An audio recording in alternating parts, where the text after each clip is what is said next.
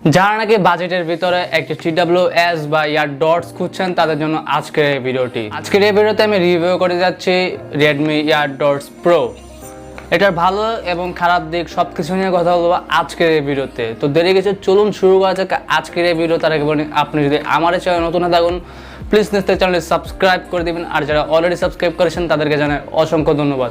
তো প্রথমে এটা আমরা আনবক্সিং করে দেখে আসি বক্সটির ভিতরে কি কি থাকছে। AirDots Pro আসলে এই বক্সটি দেখতে আসলে এরকম হবে, এই যে বক্সটি। এখন আমরা এটা আনবক্সিং করব, আনবক্সিং করে দেখে আসলে বক্সটির ভিতরে কি কি পাচ্ছি আমরা। এখন আমরা এই বক্সটি খুলতেছি। বক্সটি খুললে আমরা এরকম একটা ইন্টারফেস দেখতে পারবো।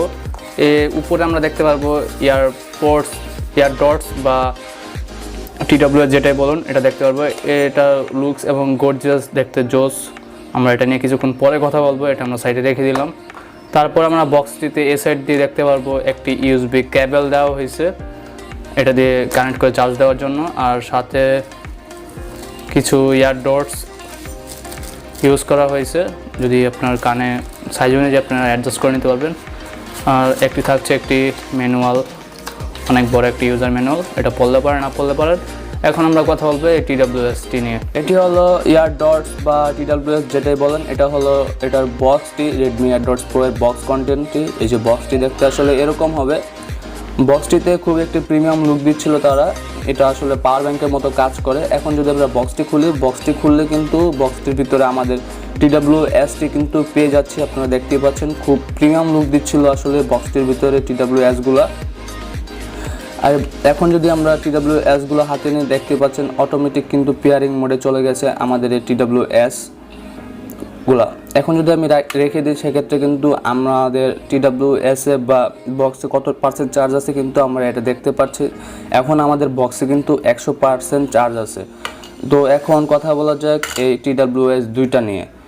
এই দুইটা ভালোই একটি প্রিমিয়াম লুক দিচ্ছিল এবং কানে খুব সুন্দরভাবে কমফোর্টেবল ফিল হচ্ছিল। আর এটা সাউন্ড কোয়ালিটি যদি কথা বলতে যাই, এটা সাউন্ড কোয়ালিটি অসাধারণ ছিল, বেস বিট এবং সব দিক দিয়ে পারফেক্ট ছিল। যারা নাকি গান শুনতে চান প্লাস টুকটাক গেমিং করতে চান তাদের জন্য আসলে এই ইয়ারডটস বা TWS যেটাই বলেন খুব ভালো দামের ভিতরে ভালো একটি সার্ভিস পাবেন বলতে গেলে বলা যায়। আর এটার ব্যাটারি ব্যাকআপ প্রায় 2 থেকে আড়াই ঘন্টার মতো পাচ্ছিলাম এই দুইটা দিয়ে। আবার যদি আমি বক্সে রাখি সেক্ষেত্রে কিন্তু আবার ফুল চার্জ হলে আবার 2 থেকে আড়াই ঘন্টার মতো ব্যাটারি ব্যাকআপ পাচ্ছিলাম। এগুলাতে একটাতে 40 mAh করে ব্যাটারি ইউজ করা হয়েছে। আর এটা চার্জিং টাইম লাগছিল 1 ঘন্টার আশেপাশে। আর তারা বলতেছে এটাতে নাকি ব্যাটারি ব্যাকআপ 4 ঘন্টা প্লাস পাবো। আমরা আসলে 2 থেকে আড়াই ঘন্টার উপরে কিন্তু এটা থেকে ব্যাটারি ব্যাকআপ পাইনি।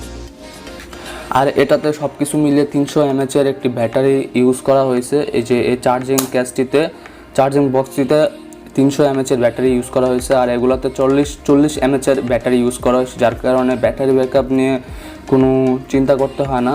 আর এটাতে পাওয়ার ইনপুট 5 ভোল্টের একটি পাওয়ার ইনপুট ইউজ করা হয়েছে। আর ব্লুটুথটির 5.1 ভার্সন ইউজ করা হয়েছে, যার কারণে এটার রেঞ্জ খুব ভালোভাবে ছিল। আর এটাতে টাচ রেঞ্জ সেন্সর হওয়াতে আরও অনেক সুবিধা ছিল। যদি আমি এক ট্যাপ করি সেক্ষেত্রে কিন্তু আমার গান কিন্তু অফ হয়ে যাচ্ছিলো, আবার যদি আরেক ট্যাপ করি অন হয়েছিল। 2 ট্যাপ করলে মাঝে মাঝে কল রিসিভ হয়ে যাচ্ছিলো।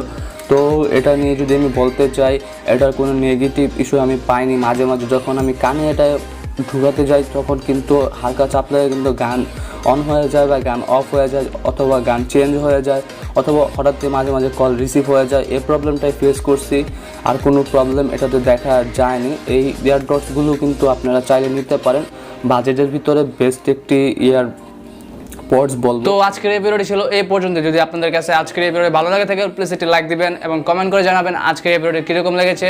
আর যদি আপনি আমার চ্যানেলে নতুন হয়ে থাকেন প্লিজ নিচ থেকে চ্যানেলটি সাবস্ক্রাইব করে দিবেন।